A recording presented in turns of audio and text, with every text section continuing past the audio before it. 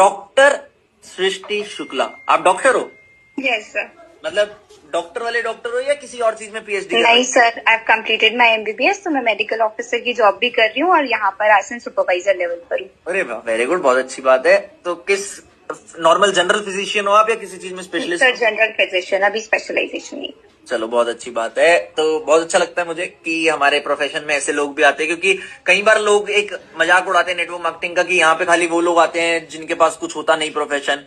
But I have seen many doctors, many engineers in this profession and you are one of them. और आपने prove भी करा कि ये बिजनेस सबके लिए, आपने अचीव भी करा। कहाँ से हो आप सृष्टि?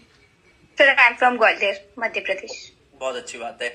तो आपने ग्वालियर कितने टाइम पहले स्टार्ट किया था बिजनेस? सर लास्ट ईयर अप्रैल 2023। तब आपकी एमबीबीएस कंप्लीट हो गई थी? Yes sir. चलो, बहुत अच्छी बात है। मतलब आप अपनी प्रैक्टिस के साथ साथ ये बिजनेस कर रहे हो पार्ट टाइम में? Yes sir. बहुत सारे लोग होते हैं जो